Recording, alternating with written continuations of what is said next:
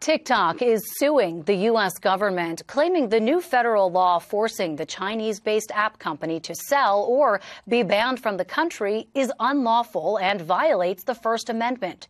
The social media app argues national security concerns aren't a sufficient reason to restrict free speech and is asking a federal appeals court to block the potential ban.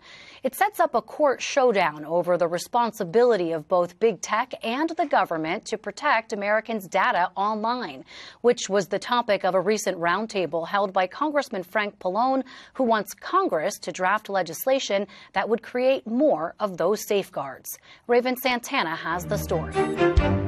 I want to send you PR. I want to send you a product. I want you to review this. And people will give out their information thinking they're going to get like a product or something, but then they're just giving out their information and they're susceptible to just their data being sent out to anywhere at that point. Teens may be savvy when it comes to using apps on social media, but 17-year-old Sarah Nasrullah, a junior at Edison High School and member of the Pallone Youth Advisory Council, says she's confident the same can't be said when it comes to privacy. The younger people tend to not trust the government but bigger corporations because these bigger corporations are promising them things. And I think people just, the younger generation and people of my generation aren't reading into the laws that are being passed and what's being put in place to protect them. I want people to be more educated about what is being passed. That's why she made her concerns heard during a roundtable discussion hosted by Congressman Frank Pallone.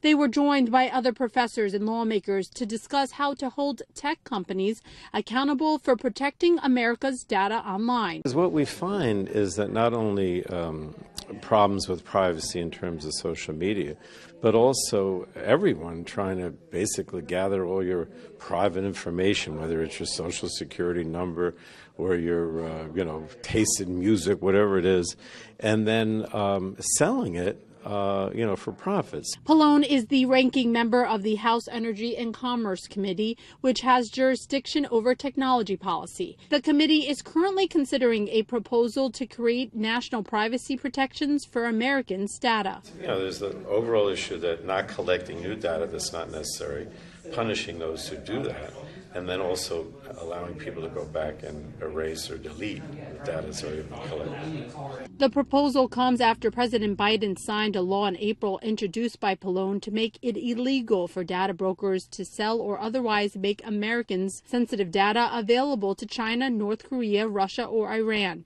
The legislation was included in the bill to force the sale of TikTok to a non-Chinese company. That bill has been met with mixed reactions.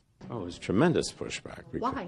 Well, because all the companies that collect all this information want to continue to do so.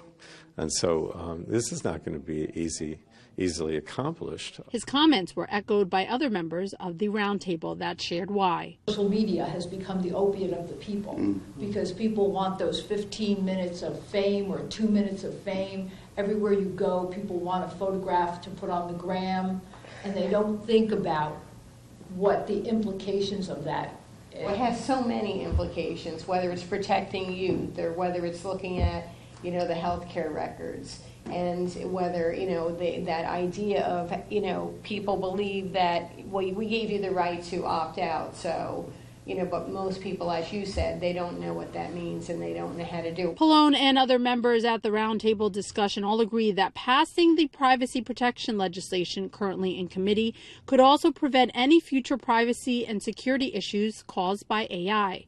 For NJ Spotlight News, I'm Raven Santana.